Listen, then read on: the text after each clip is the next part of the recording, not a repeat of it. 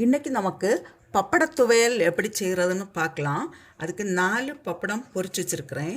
3 காஞ்ச மிளகா, கொஞ்சம் ஒரு சின்ன பீஸ் புளி, அப்புறம் 6-7 சின்ன வெங்காயம், 3/4 கப் தேங்காய், கொஞ்சம் கருவேப்பிலை. இது இப்போ எப்படி செய்கிறதுன்னு பார்க்கலாம்.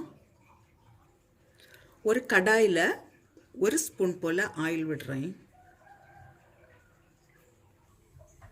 சின்ன வெங்காயம்,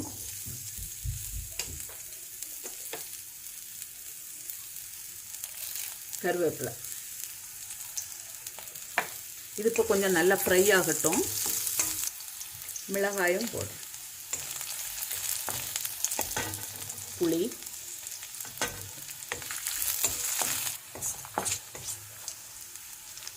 உள்ளி இவ்வளோ வதங்கின உடனே தேங்காயும் போடுறேன்.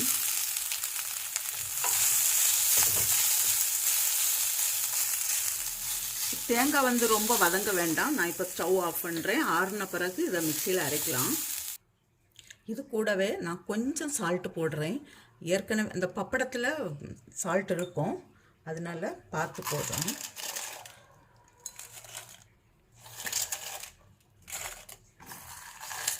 இதை இப்போ அரைச்செடுக்கலாம். தண்ணி ஒன்றும் விட வேண்டாம். பப்படத் துவையல் இல்லைன்னா அப்பளத் துவையல் ரெடியாக இருக்குது. இது கஞ்சிக்க கூடயும் ரைஸுக்கு கூடயும் நல்ல டேஸ்ட்டாக இருக்கும். இது நாம் சுட்டு இது பண்ண முடியும்னா அப்படி செய்யலாம். தேங்காய், மிளகாய், உள்ளி எல்லாமே நம்ம சுட்டு பண்ண முடியும்னா அப்படின்னு செய்யலாம். இது போல் நீங்களும் செய்து பாருங்கள். செய்து பார்த்து உங்களுடைய கருத்துக்களை தெரிவிங்க. உங்களுக்கு இந்த சமையல் பிடிச்சிருக்குன்னா சப்ஸ்கிரைப் பண்ணுங்கள். உங்களுடைய ஃப்ரெண்ட்ஸுக்கெல்லாம் ஷேர் பண்ணுங்கள்.